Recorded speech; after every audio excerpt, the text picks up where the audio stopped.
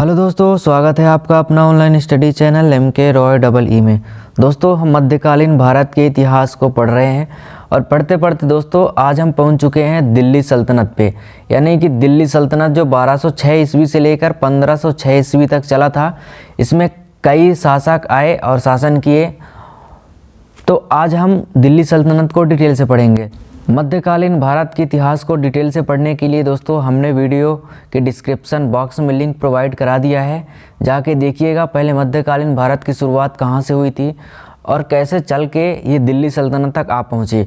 आपसे एक रिक्वेस्ट है कि आप चैनल को सब्सक्राइब नहीं किए हैं तो प्लीज़ चैनल को सब्सक्राइब कर लीजिए और बेल आइकन को ऑन करके रखिए। तो शुरू करते हैं वीडियो को। दोस्तों, मध्यकालीन भारत के इतिहास में कुतुबुद्दीन बख्तियार काकी और कुतुबुद्दीन ऐबक दोनों का सपना होता है कि दिल्ली में हमें राज करना है, और फिर दोनों मिलकर दिल्ली में राज भी करते हैं। और फिर वहीं से शुरू होता है दिल्ली सल्तनत। दिल्ली सल्तनत को दोस्तों 3 नामों से जाना जाता है। जैसे कि आपको पता नहीं होगा, अभी भी आप केवल दिल्ली सल्तनत के नाम से जानते आ रहे होंगे। तो जिसका नाम है दोस्तों, एक है दिल्ली सल्तनत के नाम से भी जाना जाता है, सल्तनत ए हिंद, सल्तनत ए दिल्ली। ये 3 नामों से दोस्तों जाना जाता है दिल्ली सल्तनत को। आपके पेपर में यदि पूछा जाता है सल्तनत ए हिंद या सल्तनत ए दिल्ली, तो आप उसको दिल्ली सल्तनत ही समझिएगा, क्योंकि इनका अलग अलग नाम है। अब दिल्ली सल्तनत में क्या क्या घटनाएं हुई, आप उनको पढ़ते हैं डिटेल से। दोस्तों, सल्तनत का अर्थ क्या होता है, सबसे पहले हम ये जानेंगे। सल्तनत का अर्थ होता है किसी शासक द्वारा शासित क्षेत्र, मतलब बादशाहत। दोस्तों, दिल्ली सल्तनत में महत्वपूर्ण 5 साम्राज्य चला था, यानी कि 5 साम्राज्य चले थे दिल्ली सल्तनत। पहला था दोस्तों गुलाम वंश, स्लेव डायनेस्टी, यानी 1206 ईस्वी से लेकर 1290 ईस्वी तक चला था गुलाम वंश, जिसे स्लेव डायनेस्टी कहा जाता है। दूसरा है दोस्तों खिलजी वंश, यानी खिलजी डायनेस्टी। ये 1290 ईस्वी से लेकर 1320 ईस्वी तक चला था। इसके बाद आता है तुगलक वंश, यह 1320 ईस्वी से लेकर 1414 ईस्वी तक चला था। इसके बाद आता है दोस्तों सैयद वंश, जो चलता है 1414 ईस्वी से लेकर 1450 ईस्वी तक। इसके बाद जो अंतिम वंश आता है लोधी वंश, जो 1450 ईस्वी से लेकर 1526 ईस्वी तक चलता है। और 1526 ईस्वी के बाद दोस्तों शुरू हो जाता है मुग़ल साम्राज्य। तो हम 1526 ईस्वी तक अभी हम पढ़ेंगे दिल्ली सल्तनत पे, जिसमें हम दोस्तों आज हम कवर करने वाले हैं गुलाम वंश को, यानी कि स्लेव डायनेस्टी के बारे में हम A to Z पढ़ने वाले हैं, जो 1206 ईस्वी से लेकर 1290 ईस्वी तक लगभग 84 साल तक गुलाम वंश चला था।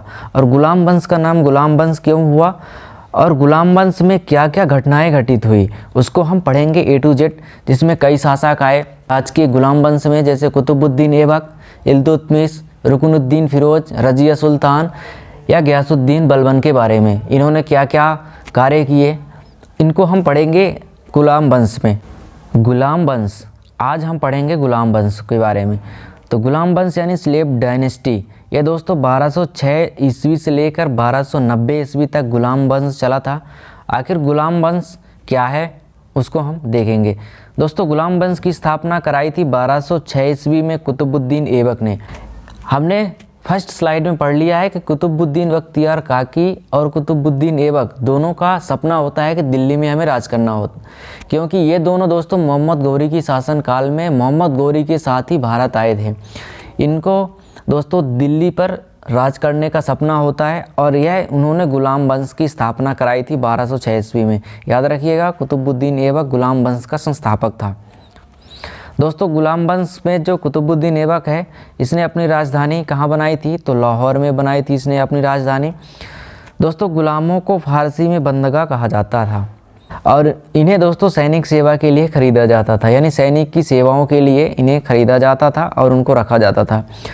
दोस्तों, कुतुब मीनार की जो नींव रखी थी ये कुतुबुद्दीन ऐबक ने ही डाली थी। दिल्ली का कुव्वत उल इस्लाम मस्जिद एवं अजमेर का 2.5 दिन का झोपड़ा नामक मस्जिद का निर्माण कुतुबुद्दीन ऐबक ने करवाया था।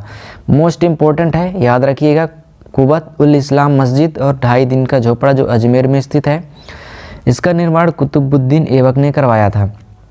कुछ और महत्वपूर्ण कार्य हैं। लाख बख्श, आपने सुना होगा दोस्तों लाख बख्श, ये क्या होता है? दोस्तों, कुतुबुद्दीन ऐबक जो है वह लाखों का दान देता था, इसलिए दिल्ली की जनता ने कुतुबुद्दीन ऐबक को लाख बख्श या लाखों का दान देने वाला कहा। इसने अपने शासनकाल में लाखों का दान दे देता था, इसलिए इसको लाख बख्श का टाइटल दिया गया। आप एक नोट ध्यान दीजिएगा कुतुब मीनार के बारे में। दोस्तों कुतुब मीनार कुतुबुद्दीन ऐबक ने ही पूर्ण नहीं करवाई थी। आप इस लाइन को पढ़िए, इसमें क्या लिखा है, कुतुबुद्दीन के समय में कुतुब मीनार की केवल पहली मंजिल ही बनाई गई थी। इसके बाद इल्तुतमिश ने 225 फीट ऊंची 4 मंजिल बनवा दिया था। इसके बाद फिरोज शाह तुगलक के समय क्या हुआ, उस पर बिजली गिरने के कारण इसकी जो चौथी मंजिल थी वह नष्ट हो गई थी, जिसके कारण फिरोज शाह तुगलक ने उसके ऊपर 2 छोटी छोटी मंजिलें और बनवा दी। इस तरह इसकी ऊंचाई 9 फीट और बढ़ के 234 फीट की हो गई। यह पॉइंट इंपॉर्टेंट है, यह परीक्षा में एसएससी में पूछा ही जाता है कि किस शासक की मृत्यु घोड़े से गिरकर हुई थी। कुतुबुद्दीन दफनाया गया था, वह लाहौर में दफनाया गया था। कुतुबुद्दीन ऐबक का जो उत्तराधिकारी हुआ, यानी कुतुबुद्दीन ऐबक के बाद का जो शासन हुआ वह आराम शाह का हुआ, जिसने केवल 8 महीने तक शासन किया था। यह कोई खास कुछ काम कर नहीं पाया था। आराम शाह की हत्या करके इल्तुतमिश ने 1211 ईस्वी में इसकी गद्दी को छीन लिया और दिल्ली की गद्दी पर इल्तुतमिश का शासन हुआ। अब इल्तुतमिश के बारे में हम पढ़ेंगे। यह दोस्तों काफ़ी प्रभावशाली रहा, इसके बारे में हम पढ़ेंगे। इल्तुतमिश ने दोस्तों लाहौर से दिल्ली में राजधानी को स्थानांतरित कर दिया था।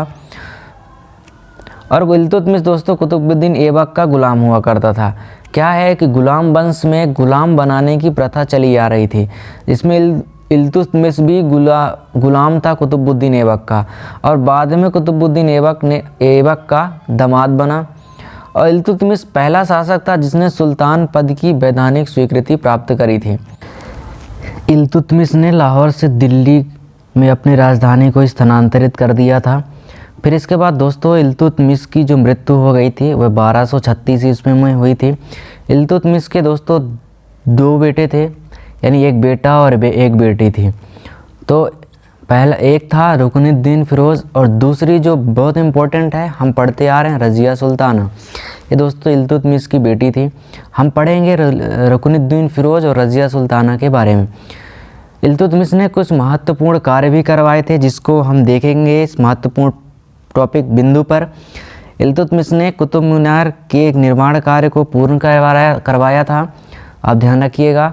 शुद्ध अरबी सिक्के चलवाए थे इसने। अरबी सिक्के में इसने 2 तरीके के सिक्के चलवाए थे। एक था चांदी का सिक्का जिसको टंका बोला जाता था, और दूसरा था तांबे का सिक्का जिसे जीतल बोला जाता था। दोस्तों एकता प्रणाली भी चलवाई थी इल्तुतमिश ने। एक इम्पोर्टेंट काम करवाया था इसने दोस्तों, 40 गुलाम सरदारों का संगठन बनाया था, जिसे चहलगामी के नाम से जाना जाता है, यानी कि चहलगामी के नाम से जाना जाता है। इसका एक संगठन था जिसमें 40 गुलाम सरदारों को बंदी बनाकर रखा गया था इल्तुतमिश ने। अब इल्तुतमिश के जो चहलगामी का जो संगठन था उसमें कौन कौन से थे और कौन कौन से निकल के बाहर शासक किए, उनके बारे में हम आगे पढ़ेंगे। यदि वीडियो अच्छी लग रही हो तो वीडियो को लाइक कर दीजिए। आपने अभी तक चैनल को सब्सक्राइब नहीं किया है तो प्लीज़ सब्सक्राइब कर लीजिए, ताकि अगली वीडियो की अपडेट भी आपके यहाँ तक पहुँचे। उसके लिए आप बेल आइकन को ऑन करके रखिए।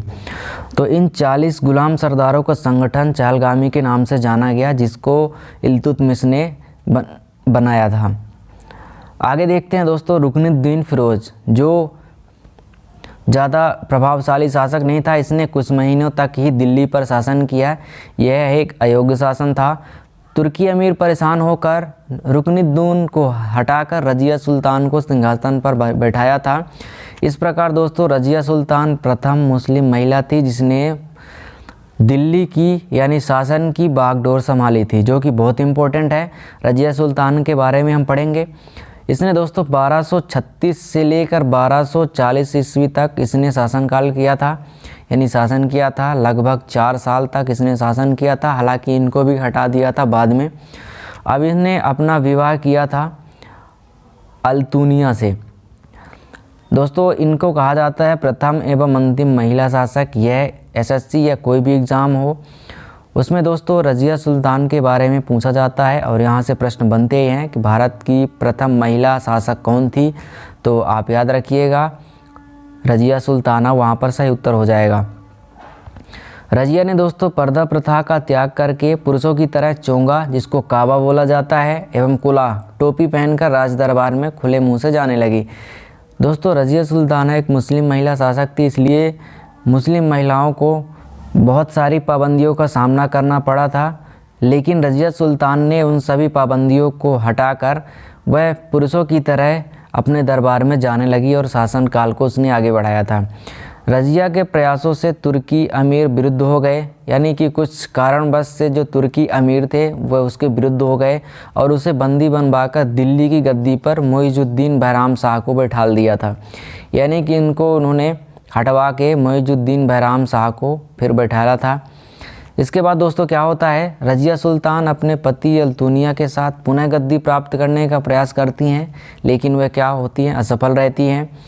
फिर इसके बाद दोस्तों 13 अक्टूबर 1240 ईस्वी को डाकुओं के द्वारा रजिया सुल्तान की हत्या कर दी जाती है। इस प्रकार रजिया सुल्तान का जीवन काल खत्म हुआ।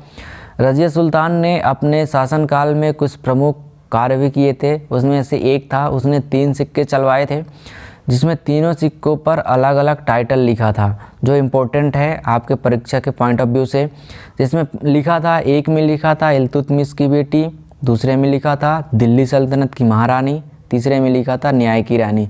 ये तीनों सिक्के दोस्तों रजिया सुल्तान ने चलवाए थे और तीनों सिक्कों पर अलग अलग टाइटल लिखा था उसमें। इसके बाद दोस्तों 1242 ईस्वी में बहराम शाह की भी हत्या कर दी गई। इसके बाद जो शासनकाल चला वह दोस्तों हुआ था जो इल्तुतमिश का जो चहलगामी संगठन था, उसमें से ही दोस्तों शासनकाल यानी शासक आए अलाउद्दीन मसूद शाह, नसीरुद्दीन महमूद, घियासुद्दीन बलबन, कैकुबाड एवं समुद्दीन कैमूर्स। इसमें से दोस्तों 3-4 शासक थे जिनका कोई प्रभाव नहीं रहा दिल्ली सल्तनत पर। एक शासक है जिसका काफ़ी सारा प्रभाव रहा, वो है घियासुद्दीन बलबन। तो हम दोस्तों घियासुद्दीन बलबन के बारे में पढ़ेंगे और इससे प्रश्न भी पूछे जाते हैं परीक्षा में। ये 3-4 शासक थे, इनके बारे में इन्होंने अपने जीवन काल में ज़्यादा खास किया नहीं कुछ, इसलिए इनसे प्रश्न नहीं बनते हैं। तो हम पढ़ेंगे घियासुद्दीन बलबन के बारे में। दोस्तों घियासुद्दीन बलबन ये सभी चहलगामी के ही सदस्य थे, यानी उनके ही गुलाम थे। घियासुद्दीन बलबन के बारे में हम पढ़ेंगे। इसमें दोस्तों 1266 ईस्वी में घियासुद्दीन बलबन के नाम से दिल्ली की गद्दी पर बैठा था। दोस्तों घियासुद्दीन बलबन का जो वास्तविक नाम था वह बहाउद्दीन था। उसने घियासुद्दीन बलबन के नाम से दिल्ली की गद्दी पर बैठा था। और दोस्तों जैसे ये दिल्ली की गद्दी पर बैठता है तो चहलगानी जो संगठन था उसका विनाश करवा दिया, यानी बलबन ने चहलगानी का विनाश करवाया, यानी जो 40 गुलामों का जो संगठन हुआ करता था इल्तुतमिश ने बनवाए थे, उसको दोस्तों उसने मरवा दिया और खुद गद्दी पर बैठ गया। दोस्तों बलबन जो मंगोलों के आक्रमण से दिल्ली की रक्षा करने में सफल रहा। अब हम एक इम्पोर्टेंट पॉइंट पढ़ेंगे, ये जो मंगोल है, ये मंगोल क्या होता है, कौन थे और कहाँ से आए थे और ये क्यों भारत पे आक्रमण कर रहे थे। तो दोस्तों मंगोलों के बारे में कहा जाता है कि यह मध्य एशिया एवं पूर्व एशिया में रहने वाली एक जाति है जिसका विश्व इतिहास में काफ़ी गहरा प्रभाव रहा है। दोस्तों मंगोल जाति के लोग जो रहते थे वो काफ़ी क्रूरता से अपना जीवन व्यतीत करते थे। इनका शिकार, तीरंदाजी व घुड़सवारी में ये बहुत माहिर थे। ये दोस्तों जहाँ भी जाते थे उनको विनाश करते थे। ये दोस्तों शासन करने के उद्देश्य से ये नहीं थे, ये केवल लूट मार करते रहते थे, इसलिए दोस्तों ये कहीं पर टिक नहीं पाए। और दोस्तों इनका जो आक्रमण हुआ करता था दिल्ली में, मंगोल का जो आक्रमण हुआ करता था दिल्ली में, उससे दोस्तों बलबन ने रक्षा करने में सफल रहा, यानी मंगोलों को हराने में बलबन सफल रहा, इसलिए यह इम्पोर्टेंट है बलबन। और इसने कुछ इम्पोर्टेंट काम करवाए थे। बलबन के राज दरबार में कुछ नोटिस था, यानी कि कुछ रूल थे। उसने अपने राज दरबार में सिजदा एवं पैबोस प्रथा की शुरुआत करवाई थी। याद रखिएगा सिजदा एवं पैबोस, ये इम्पोर्टेंट है। सिजदा क्या होता है, पैबोस क्या होता है। दोस्तों जो सिजदा है वह झुककर सुल्तान को नमस्कार करना, यानी कि उसके दरबार में जो भी व्यक्ति आता है वह सामने से बलबन को झुककर सुल्तान को नमस्कार करेगा। और पैबोस जो प्रथा थी वह सुल्तान के पैरों को चूमेगा। तो यह प्रथा दोस्तों बलबन ने चलवाई थी। अमीर खुसरो एवं अमीर हसन, आपने इन दोनों का नाम सुना होगा कि बलबन के ही राज दरबार में फारसी के प्रसिद्ध कवि थे। तो आप ध्यान रखिएगा, बलबन के शासनकाल में अमीर खुसरो और अमीर हसन ये दोनों फारसी के प्रसिद्ध कवि थे। बलबन ने भी दोस्तों एक सिक्का चलवाया था जिसको बोला जाता है बलबनी सिक्का। दोस्तों गुलाम वंश का जो अंतिम शासक हुआ वह समुद्दीन कैमूर था, जो काफ़ी प्रभावशाली बिल्कुल नहीं रहा है। इसके बाद दोस्तों 1287 के बाद 3 साल में गुलाम वंश ख़त्म होने लगती है, क्योंकि यहाँ पर जो मंगोल थे, आपने देखा था बलबन एक बार मंगोलों को पराजित करने में सफल हो गया, लेकिन वो बार बार आक्रमण करते गए और हुआ ये कि भयंकर क्रूरता के साथ बलबन का बेटा और बलबन सहित मंगोलों से मारे जाते हैं। फिर 1290 ईस्वी तक गुलाम वंश ख़त्म हो जाती है। इसके बाद दोस्तों शुरू होता है खिलजी वंश, जो चलता है 1290 ईस्वी से लेकर 1320 ईस्वी तक। इसको हम पढ़ेंगे दोस्तों अगली वीडियो में। तो आप अगली वीडियो में हम खिलजी वंश को काफ़ी डिटेल से पढ़ेंगे। दोस्तों यदि वीडियो आपको ये वाला वीडियो दिल्ली सल्तनत का गुलाम वंश आपको पसंद आया हो तो आप बिल्कुल लाइक करिए, और चैनल को सब्सक्राइब नहीं किए हैं तो सब्सक्राइब ज़रूर कर दीजिए। और दोस्तों कमेंट करके बताइए कि आपको ये वीडियो कैसी लगी। यदि आप यहाँ तक देखते आए हैं तो आपको ज़रूर अच्छी लगी होगी। तो मिलते हैं खिलजी वंश के साथ 1290 AD से लेकर 1320 ईस्वी की जानकारी हम अगली वीडियो में देखेंगे। तब तक के लिए दोस्तों जय हिंद, धन्यवाद।